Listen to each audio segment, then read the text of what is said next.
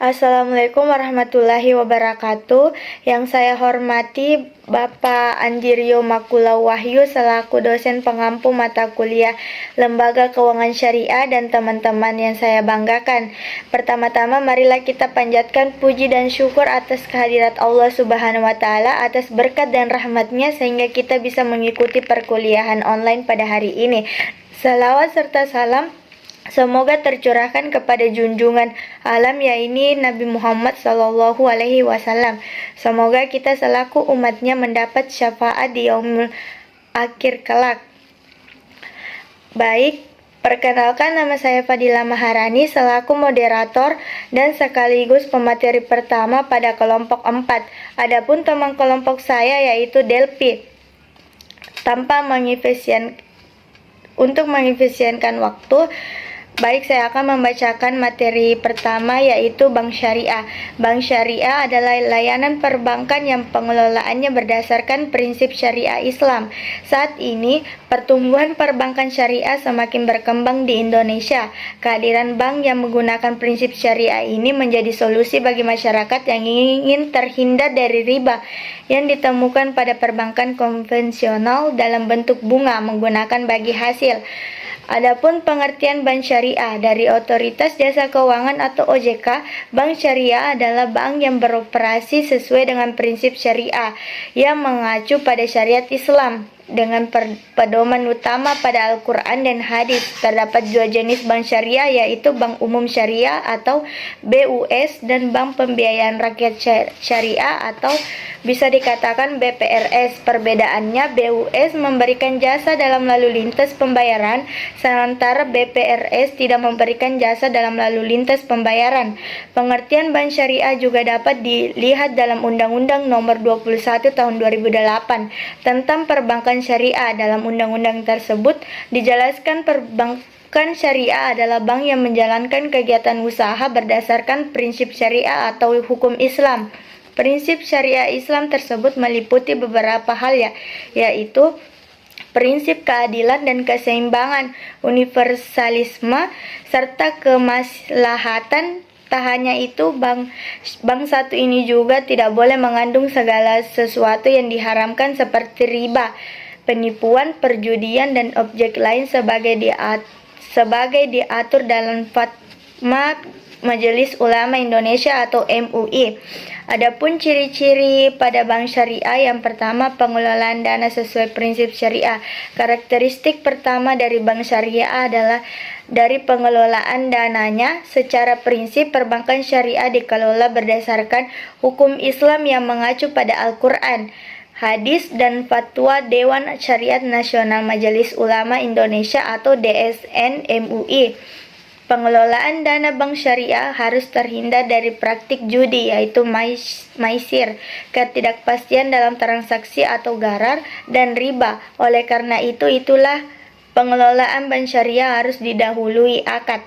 Adapun yang kedua yaitu nisbah. Nisbah sebagai pengganti bunga sebagai bentuk pemberian keuntungan untuk nasabahnya. Bank syariah memakai sistem ini sebagai hasil. Hal ini karena bunga yang diberikan pada bank konvensional menimbulkan riba pada bank. Secara sistem bagi hasil diberikan tergantung kesepakatan dan akad yang digunakan. Yang ketiga yaitu memiliki Dewan Pengawas Syariah atau DPS. Ciri khas bangsa yang tidak dimiliki oleh perbankan konvensional yakni adanya Dewan Pengawas Syariah atau DPS. DPR sendiri merupakan lembaga pengawasan yang memastikan bahwa perusahaan sudah mematuhi prinsip syariah baik dari produk dan layanannya. DPS ditunjuk langsung oleh DSN atau MUI untuk membantu memberikan pengawasan dan masukan mulai dari tahap perencanaan, pengembangan, hingga penggunaan produk dan layanan syariah tetap mengacu pada aturan syariat Islam. Adapun yang keempat atau yang terakhir, tidak adanya spekulatif pada transaksi. Tidak adanya kegiatan spekulatif atau transaksi yang mengandung ketidakjelasan atau gharar pada setiap transaksi keuangan yang dilakukan. Ketidakpastian pada transaksi ini melanggar prinsip syariah yang harus transparan dan menguntungkan pihak-pihak yang terlibat. Contoh ketidakjelasan dapat berupa ketidaksesuaian takaran atau keseimbangan kualitas barang yang tidak jelas, menjual barang yang belum tersedia, adanya dua harga dalam satu transaksi, hingga adanya ketidakjelasan pada waktu penyerahan. Mengutamakan prinsip keadilan hubungan antara nasabah dan bank pada bank syariah adalah mitra, artinya nasabah dan bank dalam posisi yang sejajar untuk saling bekerja sama dalam memperoleh keuntungan yang halal serta menjunjung prinsip rahmatan lil alamin. Baik, sekian dari materi saya. Itulah tadi penjelasan tentang pengertian bank syariah dan ciri-ciri pada bank syariah. Baik, selanjutnya saya alihkan kepada Saudari Delphi yang akan membacakan tentang fungsi bank syariah dan produk istilah dalam bank syariah. Baik, saya persilakan kepada Saudari Delphi. Terima kasih. Saya di sini akan melanjutkan materi yang dijelaskan oleh teman saya tadi, di mana pokok materi kita di sini yaitu pada bank syariah. Nah, di sini saya akan menjelaskan tentang fungsi pada bank syariah. Yang kedua yaitu jenis bank syariah, dan ketiga istilah bank syariah. Baik, yang pertama saya akan menjelaskan tentang fungsi bank syariah. Nah, di mana fungsi bank syariah ini terbagi menjadi 4. Yang pertama yaitu fungsi penghimpunan dana atau manajer investasi. Di mana dalam hal penghimpunan dana, terutama dana mudharabah, bank syariah bertindak sebagai sahibun mal atau manajer investasi dari kumpulan dana nasabah. Sebagai manajer investasi, bank harus mengelola dana tersebut dengan tepat, memakai prinsip kehati-hatian dan profesional, sebab pengelolaan tersebut dapat menentukan tinggi atau rendahnya hasil yang akan diterima oleh nasabah sebagai pemilik dana. Fungsi kedua yaitu fungsi pemilik dana atau investor, di mana selain kumpulan dana nasabah, perbankan syariah juga berfungsi sebagai pemilik dana atau investasi. Kegiatan investasi yang dilakukan oleh bank syariah harus dilakukan pada sektor yang produktif dan minim risiko. Kemudian, instrumen investasi juga haruslah yang diperbolehkan dalam syariat Islam saja. Jenis akad yang memerlukan fungsi ini antara lain mudharabah, musyarakah, murabahah, hingga ijarah. Selanjutnya itu fungsi yang ketiga, fungsi penyediaan jasa keuangan, di mana fungsi penyediaan jasa keuangan ini tidak jauh berbeda dengan perbankan konvensional, yaitu sebagai penyediaan berbagai layanan transaksi keuangan. Jasa keuangan yang disediakan seperti layanan transfer, clearing, in-cost, payroll, dan bank garansi. Layanan yang disediakan oleh perbankan syariah dapat disesuaikan dengan kebutuhan nasabah. Selanjutnya itu fungsi bank syariah yang keempat, yaitu fungsi sosial, di mana fungsi sosial ini fungsi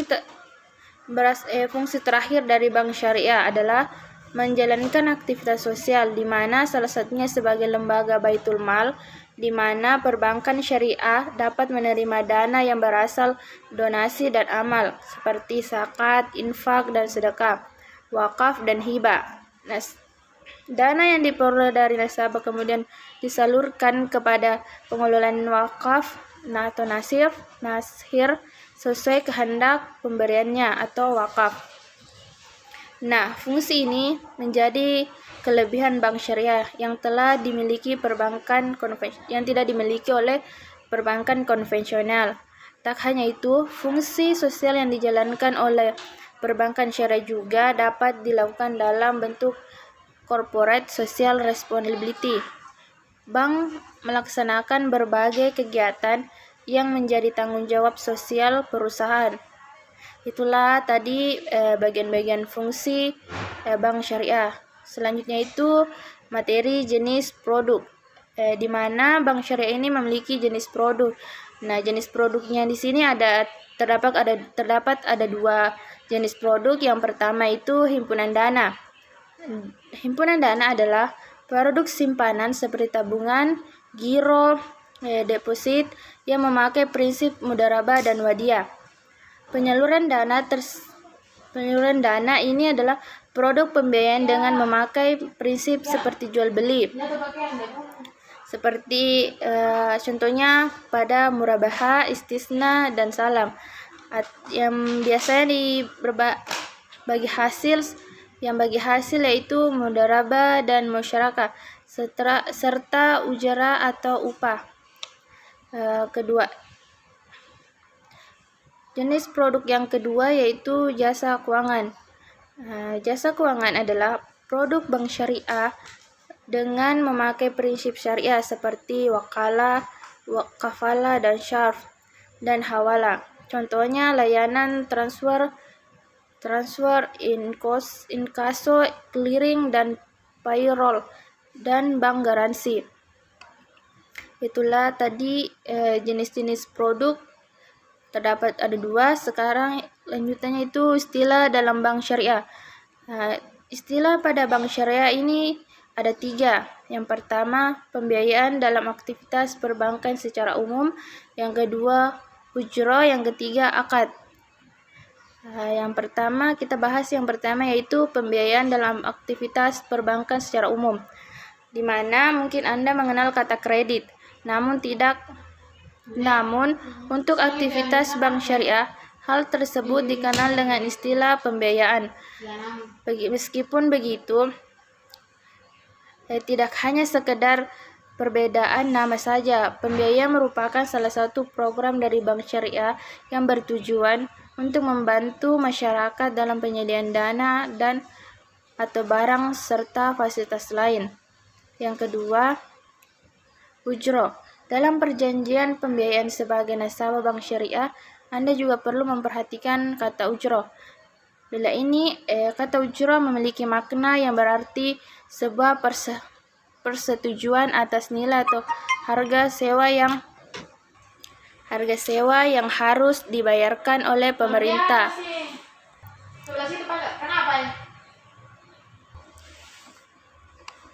Atas nilai atau harga sewa yang harus dibayarkan oleh penerimaan manfaat pembiayaan terkait penggunaan manfaat atas objek pembiayaan. Ketentuan besar atas objek pembayaran. Ketentuan besar nilai yang dibayarkan perlu ditetapkan atas objek pembiayaan. Ketentuan besar atas objek pembayaran.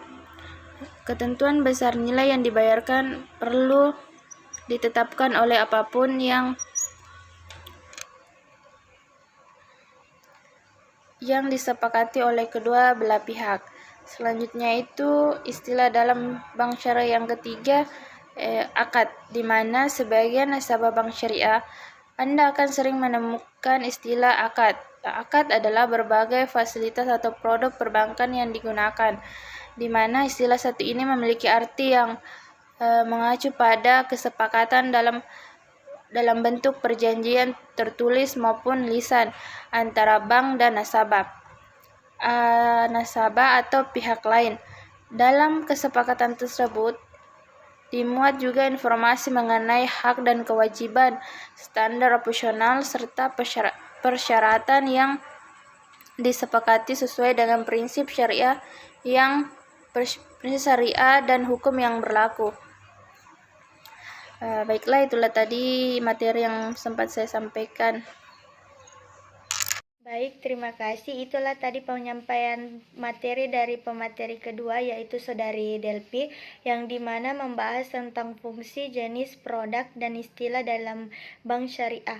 Baik, sekian presentasi materi dari kelompok 4. Saya selaku moderator meminta maaf atas segala kekurangan.